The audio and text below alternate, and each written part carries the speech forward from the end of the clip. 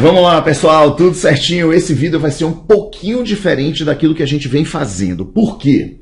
Porque normalmente eu venho aqui, apareço, comento uma questão de concurso anterior, ou escolho um tema e a gente bate um papo sobre esse tema. Mas a gente vai fazer uma coisa diferente. Ô Ítalo, diga logo que zorra é que você quer fazer. Eu quero fazer o seguinte. Saiu uma matéria, cheguei aqui no meu WhatsApp, enfim, um amigo passou para mim, dizendo, pô Ítalo, essa matéria aqui da Folha e tal, falando sobre pensão por morte. É isso mesmo?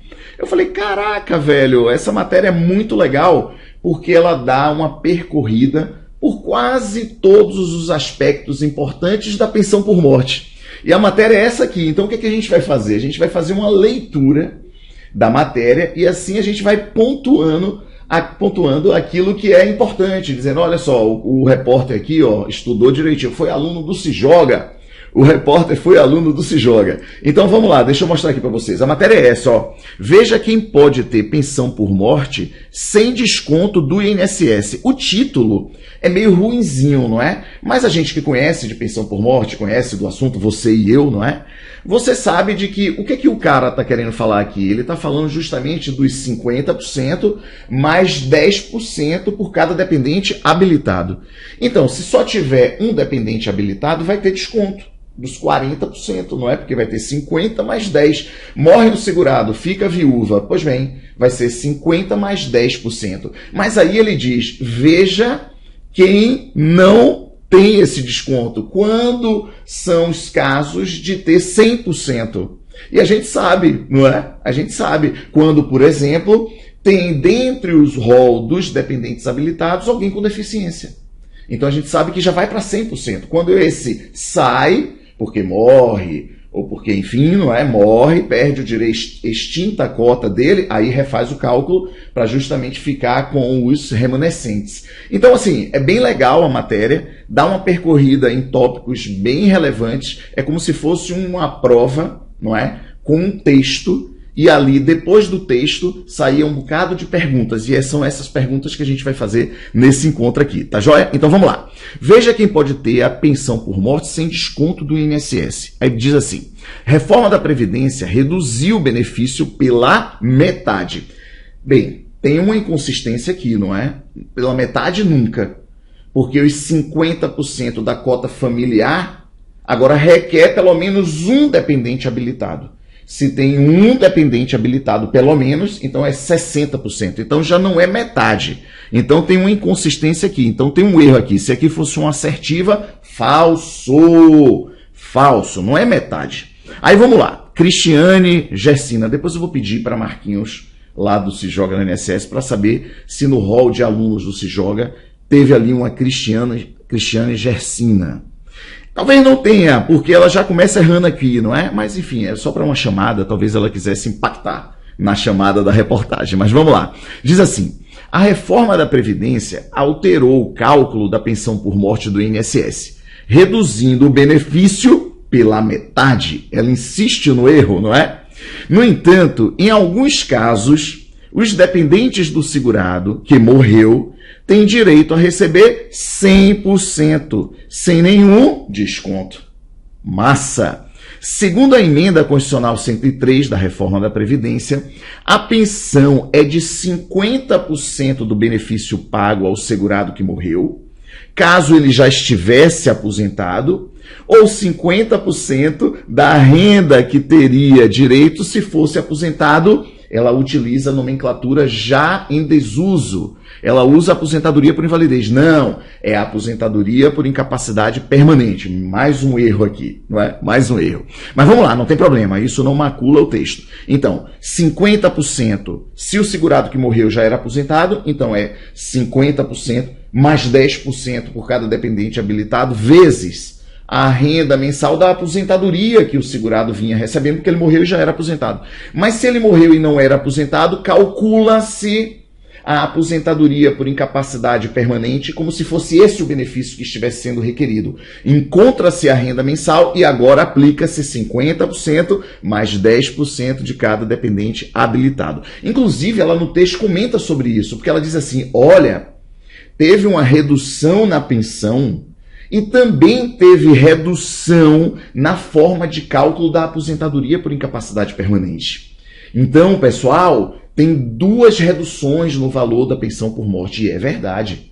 A gente sabe que antes da emenda, a aposentadoria por invalidez, antes da emenda, era 100% do salário de benefício. E agora, a aposentadoria por incapacidade permanente é 60% mais 2% a cada ano contribuído. Acima de 15 anos no caso da mulher, acima de 20 anos no caso do homem. Beleza? Então vamos lá, vou voltar a ler o parágrafo. Segundo a emenda constitucional 103, a pensão é de 50% do benefício pago ao segurado que morreu, caso já estivesse aposentado, ou da renda que teria ao se aposentar por invalidez, mais 10% por dependente habilitado, limitado a 100. Então, o cálculo é 50 mais 10%, fecha o parêntese.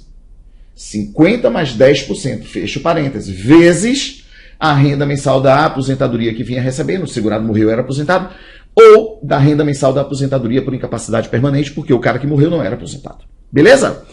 Uma viúva sem filhos, por exemplo, ganha 60%.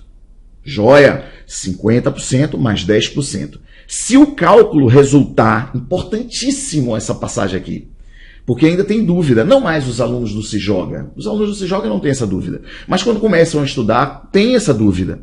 Se o cálculo de 60% vezes a renda da aposentadoria ou da aposentadoria por incapacidade permanente der inferior ao salário mínimo, o benefício é salário mínimo. Porque a pensão por morte tem valor mínimo, salário mínimo. Se o cálculo resultar em valor menor do que o salário mínimo, será pago o valor mínimo, salário mínimo. O corte de 40% no benefício foi considerado constitucional pelo Supremo, em julgamento ocorrido em junho. Vamos lá. Segundo a lei, quando o dependente do segurado que morreu é considerado inválido ou tem alguma deficiência física, mental, intelectual ou grave, o valor da pensão deve ser de 100%. Sem nenhum desconto. Sabemos disso. Estudamos essa zorra aqui, não é? É de 100%. Além disso, para mortes ocorridas, importantíssimo, antes da reforma, mesmo que o pedido seja posterior à reforma, vale a regra anterior, quando o cálculo da pensão por morte era 100%. Independentemente de qualquer coisa. Não tinha 50% mais 10%. Beleza? Vamos lá, vamos seguindo. Um outro caso em que o INSS deve pagar 100% sobre a média salarial ou a aposentadoria do segurado que morreu é quando o número de dependentes garanta pagamento integral. Lógico, 50% mais 10% por cada dependente habilitado, limitado a 100. Então tem 5 dependentes. É a viúva e mais 4 filhos abaixo de 21 anos ou que tenha deficiência, que aí não importa o limite etário. Então, um outro caso em que o INSS deve pagar 100% sobre a média salarial ou aposentadoria do segurado que morreu é quando o número de dependentes garanta pagamento integral. Em uma família onde há uma viúva com 4 filhos menores de 21 anos, por exemplo, a pensão não tem desconto. Lembrando que, com o decorrer do tempo, só um instante, com o decorrer do tempo, quando as cotas individuais elas forem sendo extintas, porque o menino completou 21 anos, o primeiro filho, o mais velho, completa 21 anos, aqueles 10% saem, não é? Então tem que recalcular o valor do benefício. Aquilo que era 100% agora vai ser 90% e agora faz o rateio entre todos os remanescentes. Aí um próximo filho completa a idade, o limite etário, 21 anos, tira os 10% e agora recalcula o valor do benefício com 80% e faz-se a divisão em cotas partes iguais pelos remanescentes. Beleza? Então vai lá. Diz assim, em uma família onde há uma viúva com 4 filhos menores, por exemplo, a pensão não tem desconto. O problema, segundo advogados previdenciários, são as falhas do INSS, que por erro pode pagar valor menor. O advogado tal, não é? Presidente do Instituto tal, afirma em caso de deficiência, o segurado deve prová-la. Se não houver, no caso, não é? quem deve provar a deficiência é o dependente. O segurado já morreu, não é? O segurado já morreu. Ainda que a gente conheça a regra de ouro, que é o dependente se inscreve, se habilita quando do fato gerador, mas no caso de dependente inválido com deficiência intelectual ou mental, essa inscrição pode ser com finalidade meramente declaratória, ou seja, pode ser antes. Mas aqui há uma inconsistência no texto, né? Quando diz, afirma que em caso de deficiência o segurado deve prová-la? Não, o segurado não. O dependente deve prová-la. Se não houver provas, o INSS concede o benefício com os descontos de 40%, porque aqui ela colocou que só teve esse dependente, tá bom? 50% mais 10%. Mas esse dependente aqui, ele tem deficiência intelectual ou mental, mas ele não prova isso junto à Previdência. Então a Previdência vai pagar 60%. Se ele provar, aí vai pagar 100%, porque é o caso de, no rol dos dependentes, haver dependente com deficiência, o benefício vai ser de 100%. Simples, é massa. Quando eu digo em sala de aula, né, eu uso aquele jargão, né, você não ficar olhando como uma televisão de cachorro, né? Você fica os cachorrinhos tudo parado, vendo o frango rodar, não é? Então, quando você vê uma matéria como essa, ou quando você vê uma reportagem jornalística ali, não é, na televisão, você entende hoje. Imagine uma pessoa que nunca estudou direito previdenciário se depara com uma matéria como essa, viaja, nem lê, não se interessa. E direito previdenciário é justamente o direito cidadão, não é? É importante que todo mundo tenha uma noção de quais são os seus direitos e, portanto, prever ali um certo planejamento. Então, uma família, marido e mulher, olha, se eu morrer vai ser 60% só, talvez seja bom fazer um seguro. E assim sucessivamente, ou talvez seja bom fazer um PGBL ou um VGBL para justamente reforçar a aposentadoria ou reforçar a pensão, porque se eu morrer, você só vai receber 60%, já que você não é deficiente, você não tem deficiência, então vai ter redução dos 40%. Enfim, é muito, muito relevante, mas alguém totalmente leigo em direito previdenciário se depara com isso aqui, nem lê, a rigor nem lê, começa a ler e fala, não estou entendendo, é zorra nenhuma, eu vou seguir, não é? Então, é bacana isso. Então, vamos lá. Por isso, é preciso solicitar uma perícia médica do INSS. É uma perícia médica federal, é uma outra inconsistência aqui, não é? É uma outra inconsistência, porque os peritos médicos saíram do INSS, não é? Então, é perícia médica federal. Você tem que pedir uma perícia ao fazer o requerimento da pensão por morte, o segurado deve fazer uma petição dizendo que o INSS não pode aplicar a regra de redução e solicitando a marcação de uma perícia. João tal diz que o dependente que pede a pensão por morte deve ficar atento à data da morte.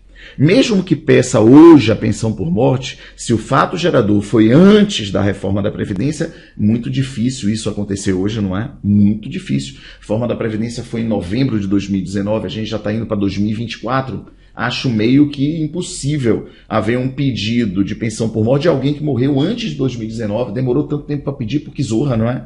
Deve ser muitos casos muito pontuais, muito pontuais. Mas vamos lá. Mesmo que peça hoje a pensão por morte, se o fato gerador for anterior à reforma, há direito à integralidade, não havia redução. O cálculo é 100%. Sobre a deficiência, ele diz que não há limitações específicas, é preciso provar a deficiência. Quando há erro do INSS, o advogado ele orienta o segurado a definir qual estratégia vai seguir. Não aceitar a pensão e recorrer no instituto para receber o valor integral ou receber o benefício e depois entrar com pedido de revisão. Há ainda a possibilidade de ir lá na justiça e pleitear lá as diferenças. Quem tem direito à pensão por morte? O benefício é pago aos dependentes do segurado que morreu. Essa morte pode ser presumida, inclusive, né? Vai ter agora, começa carnaval, o cara, vou dar uma saída aí, né? Vou dar uma saída aí para comprar um chiclete, comprar um cigarro. Aí o cara se manda, vai curtir o carnaval, mas depois some. Zorra, esse cara morreu. Esse cara morreu. Ah, beleza, mas aí é uma morte presumida. Deve-se aguardar 6 meses para daí se conceder uma pensão por morte provisória, para daí fazer a petição junto ao juiz, para decretar aquela morte, tudo certinho. Aqui, por exemplo, pode ser uma morte decorrente de um acidente, de uma catástrofe. Então o cara está numa ilha, e aquela ilha... Aqui no Brasil não tem isso, mas vamos lá. Vamos imaginar que o cara está na ilha de Itaparica, e na ilha de Itaparica tem um vulcão. Aí Zorra teve uma erupção, matou todo mundo, ninguém sobreviveu àquela Zorra. Então, portanto, não precisa aguardar 6 meses, porque é decorrente de uma catástrofe, de um acidente. O cara está num avião, pelo voo aqui, não é? Salvador, Lisboa. no meio do oceano o avião some, caiu no mar. Ninguém vai sobreviver. Ninguém vai sobreviver. Então, portanto, não precisa se aguardar os 6 meses. Então, é pensão por morte decorrente de morte, quando tem o corpo, enterra, o crema, ou morte presumida nesses casos que falei. Então, o benefício é pago aos dependentes do segurado que morreu. É considerado dependente pelo INSS a viúva, o viúvo, cônjuge, companheira, filhos, enteados, tutelados, menores de 21 anos ou inválidos, desde que não tenham se emancipado. Massa isso aqui, não é? Porque ela cita aqui a emancipação. Lembrando que as causas de emancipação, elas têm repercussão na qualidade de dependente, mas não tem repercussão na extinção da cota. Todo mundo sabe dessa zorra, não é? Então a gente tem uma linha temporal aqui, não é? Tem uma linha temporal e tem a pensão por morte. Antes da concessão da pensão por morte, ocorrendo a emancipação, perde a qualidade de dependente. Então, portanto, aquele filho não vai ser contemplado com cota parte de pensão por morte. Porque o pai morreu, ele já era emancipado. Agora, o pai morre, ele tem 16 anos, beleza, aí vai receber sua cota parte. Quando ele completa 18 anos, ele resolve casar. Casamento é causa de emancipação, mas ele não perde a cota parte. Ele só vai perder a cota parte quando completar 21 anos, ok? A emancipação tem repercussão na qualidade de dependente, mas não tem repercussão na extinção da cota, beleza? Isso cai em prova. Nenhum aluno do Se Joga erra essa zorra. Então, quais são os outros dependentes da segunda classe aqui? Ó? Os pais, desde que comprovada dependência econômica. Aqui tem uma inconsistência também, porque quando ela cita aqui enteados menores, ela não cita os tutelados, que também têm direito, mas nesse caso, mesmo sendo dependentes da primeira classe, devem comprovar dependência econômica. Aí depois vai lá, os irmãos, que são os dependentes da terceira classe, menores de 21 anos, não emancipados ou inválidos ou com deficiência intelectual, mental grave. Segurados.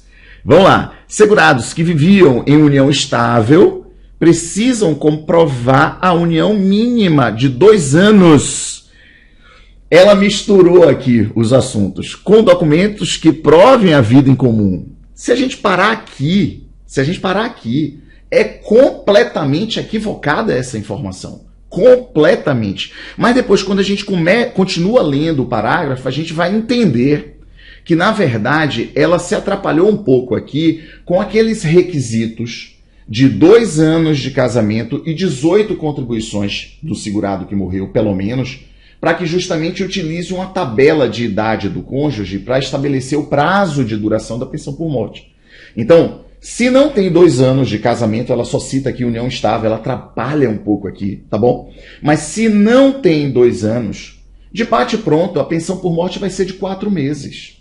Tem as exceções, não é? Tem as exceções quando, por exemplo, o cônjuge é inválido, não é? Mas enfim, mas vamos lá. Então, vamos se ater aqui ao texto, rapidamente, porque senão assim também fica toda uma aula de pensão por morte, não é isso que a gente quer fazer. É só bater um papo aqui, não é? Sobre um texto jornalístico, sobre um assunto que nos interessa, que a gente conhece. Mas vamos lá. Quais são os requisitos para se utilizar a tabela de idade? Por exemplo, não sabe, não é? 45 anos seria vitalícia. Mas abaixo de 45 anos, a pensão por morte vai durar 20, 15, 10, 6, 3 anos. Ok? Então, portanto, ela mistura aqui. Porque união estável não tem tempo mínimo. Não há tempo mínimo para se determinar a união estável. Ok? Então, vamos lá. Para não ter esse erro, não é? Vamos lá. Diz assim. Segurados que viviam em união estável precisam comprovar a união mínima de 2 anos, com documentos que provem a vida em comum. O principal deles é a certidão de união estável. Beleza, eu oriento amigos meus, hein? Galera, vai fazer lá uma certidão de união estável, porque vai que aconteça uma zorra aí, vocês se protegem. Você, segurada mulher, que trabalha, protege o seu marido, o seu companheiro, e você, companheiro, protege sua companheira, que também trabalha, enfim.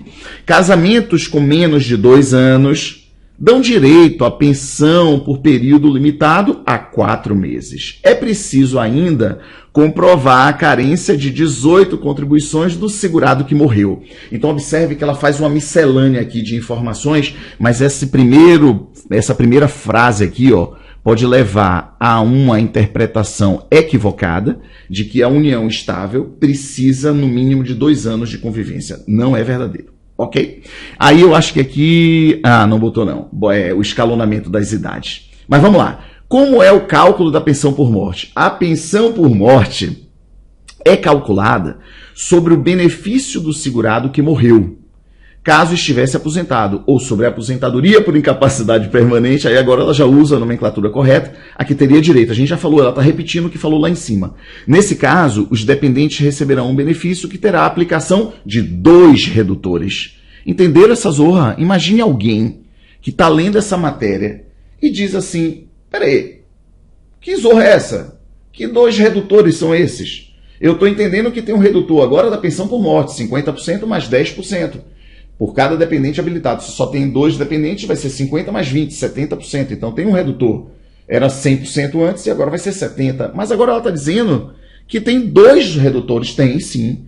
Porque se for um segurado que morreu e que não era aposentado, vai se calcular a aposentadoria por incapacidade permanente. E em regra, o cálculo da aposentadoria por incapacidade permanente, que antes era de 100%, hoje é 60 mais 2.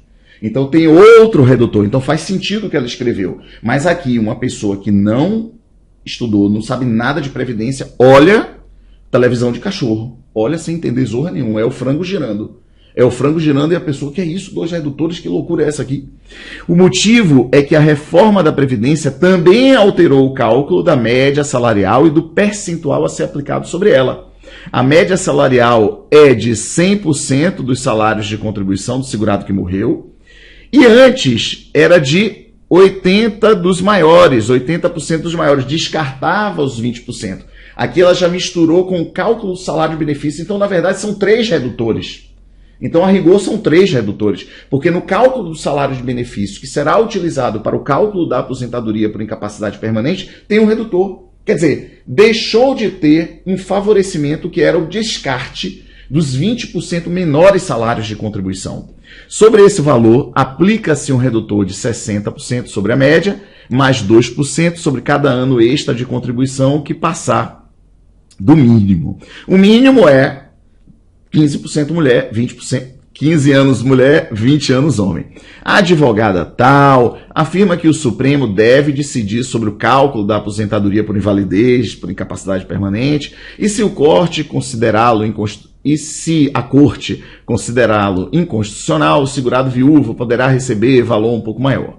A gente está esperando a decisão da inconstitucionalidade da aposentadoria por invalidez. Se mudarem, melhora um pouco. Pois bem, aqui é advogado, né? Já dizendo, se o Supremo disser que esse cálculo da aposentadoria por incapacidade permanente, chegue junto aqui que a gente vai ingressar com pedido de revisão junto à Previdência.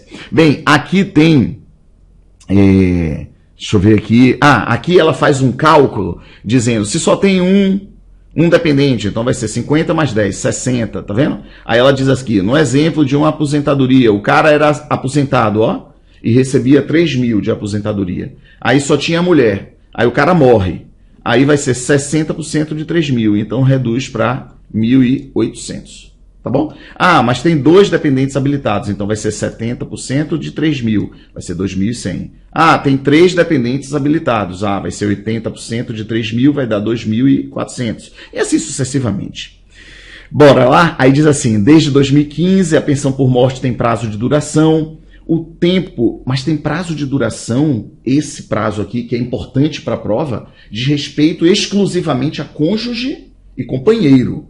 Porque para um filho, por exemplo, o prazo é completar 21 anos. Então o bebezinho tinha 1 ano de idade, ele vai receber a pensão por morte até 21 anos, ok? Esse escalonamento aqui de idade diz respeito ao cônjuge, companheiro, companheira, ok? Então, aí ele bota aqui, se a pessoa tiver a partir de 45 anos, o benefício é vitalício. A pensão também é paga por toda a vida no caso de dependente com deficiência enquanto perdurar a deficiência. Beleza?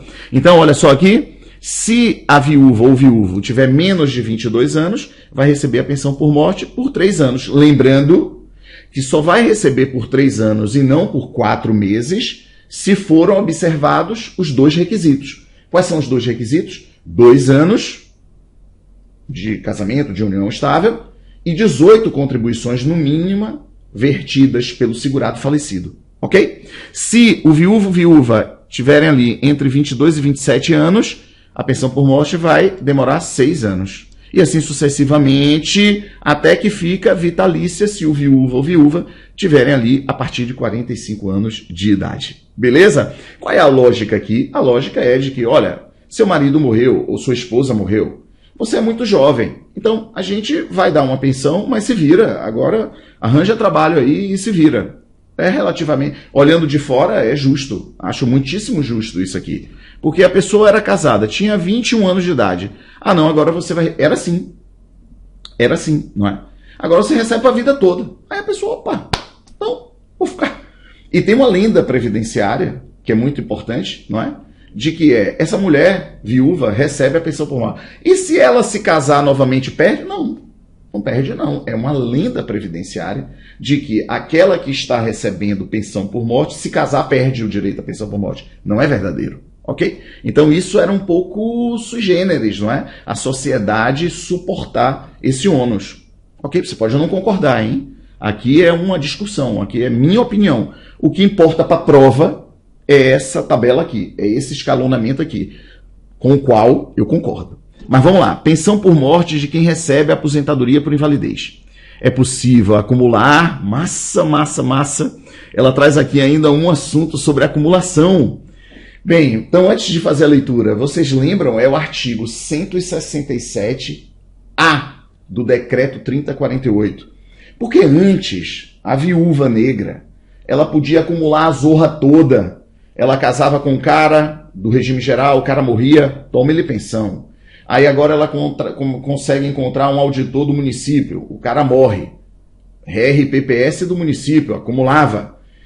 Casa agora com um auditor do estado, morre. Aí outra pensão. Casa agora com um auditor federal, lá ele. Aí morre também. Aí resultado, ela aí nessa brincadeira, ela já teria 4 pensões, correto? E mais, ela ainda era aposentada. Então ela tinha aposentadoria, 4 pensões. Era possível? Era possível. Com a reforma da Previdência, isso continua sendo possível? Continua, mas com redução. Ela já não tem direito pela integralidade. E ela fala sobre isso aqui. Ela diz, olha, a pessoa é aposentada e pode receber pensão? Pode. Só que ela vai fazer a escolha pelo benefício mais vantajoso e no outro vai ser um percentual, com aqueles redutores de 100 até um salário 100% até um salário mínimo, depois 60% entre 1 e 2, depois 40%, depois 20%, depois 10%. Isso está lá no artigo 167-A do Decreto 3048. E aí ela diz assim, é possível acumular a pensão por morte com uma aposentadoria por invalidez. Nessa situação, o beneficiário vai ter que escolher um benefício para receber integralmente, o mais vantajoso, já que terá direito de receber 100% da pensão por morte. Já que terá direito de receber 100% da pensão por morte, está mal escrito isso aqui. O outro benefício será reduzido de acordo com o redutor aplicado sobre faixas do salário mínimo, que foi o que eu acabei de dizer. Está mal escrito isso aqui. Então, para que a gente, com interesse para a prova, o que é que acontece? Eu sou aposentado, ela botou aposentado por invalidez, mas poderia ser aposentado. Morre a esposa. Ok, eu vou receber a pensão por morte. Bem, agora eu comparo os valores. Qual é o valor maior? O valor maior é a minha própria aposentadoria, então eu fico com ela e sobre o valor da pensão ainda haverá um outro redutor, que é justamente aquilo que está lá no artigo 167-A. Ok? Então é a escolha pelo benefício mais vantajoso e um percentual do outro benefício. Beleza? Eu acho que terminou. Então é isso. Bem, eu não sei se vocês gostaram, eu achei massa, porque, enfim, a gente é um bate-papo sobre um assunto tão importante, pensão por morte. Beleza? Bem, esse vídeo eu vou estar disponibilizando para as turmas lá do Se Joga, como um bate-papo. Então lá no projeto lá Se Joga, deixa eu mostrar aqui para vocês. Eu vou disponibilizar lá, que está inclusive na Black Friday. Isso! Black Friday aqui, ó, Black LP, o cupom só vai até o último final de semana de novembro. Os preços são bem mergulhados, está muito massa. Então, eu vou disponibilizar esse vídeo lá nos cursos do Se Joga, aqui no Passaporte Completão, ó. e no direto ao ponto, ó, no direto ao ponto aqui, e isso, nesse aqui, direto ao ponto. Vou disponibilizar na casadinha também. Não, na casadinha acho que não. É só no passaporte, no direto ao ponto. Aí eu disponibilizo, mas eu também vou disponibilizar aqui no canal do YouTube. Eu acho que é bacana. E agora eu vou trazer também, tem uma outra reportagem já. Eu tô esquecido qual é o tema. Mas tem uma outra reportagem que eu vi passando. Foi da BBC Brasil. Deixa eu já ver aqui. Esperem só um instante. É assim, não é? No Cijoga, você que não é aluno do Cijoga, o Cijoga é um curso online, não é? Mas com uma pegada de presencial. É assim mesmo.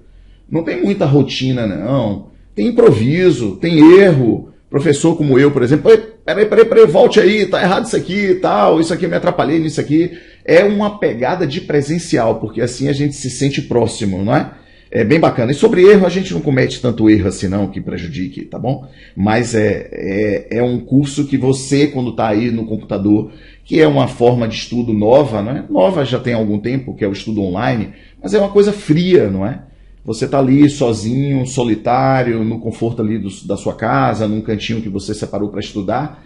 E eu acho que essa é a minha forma de transmissão de conhecimento. Eu quero me aproximar de você o máximo possível, para que quando você comece um vídeo comigo, você fala, pô, vai ser aquele cara ali que vai falando, vai improvisando, não tem muita rotina, cria situações para justamente a gente ir melhorando o entendimento da matéria. Bem, eu quero no próximo vídeo como esse, deixa eu ver aqui, ó. É uma matéria, já sei. Essa matéria aqui, deixa eu ver se dá para ver. Essa aqui, ó. Eu vou discutir essa matéria aqui. Vou até já antecipar. Essa matéria aqui é da BBC Brasil, que fala do caso de uma enfermeira, que ela diz assim, meu Deus, eu estudei tanto a vida toda, eu trabalhei, me especializei, tinha minha remuneração razoável, depois ela é acometida de uma doença e sai de auxílio por incapacidade temporária. Aí a gente vai revisar como é o cálculo do auxílio por incapacidade temporária, mas rapidamente, 91% do salário de benefício. Aí depois, avança-se e a perícia médica federal diz, você será aposentada por incapacidade permanente. E ela cai no cálculo dos 60% mais 2%. E aí ela vê os rendimentos dela mergulharem para baixo. E ela diz, meu Deus, quando eu trabalhava, eu tinha meu rendimento, entre 3 mil e 4 mil, ela fala isso na reportagem, e agora eu recebo de benefício R$ 1.800, que não dá para suprir o meu mês. Eu pautava a minha vida entre 3 mil e 4 mil. E com 1.800, eu preciso de ajuda de familiares para rodar o meu mês. E aí ela fala, porque é justamente as novas formas de cálculo dos benefícios previdenciários advindos da reforma da Previdência. Mas aí fica para um próximo vídeo, beleza? Forte abraço e vamos juntos nessa caminhada. Quem não sabe e não me conhece, não, nem vou dizer, né? Tem meu nome aí. Eu sou o Ítalo Romano, eu sou facilitador de direito previdenciário aqui no Cijoga. E para vocês, alunos do Cijoga que estão vendo esse vídeo, forte abraço e vamos juntos nessa caminhada.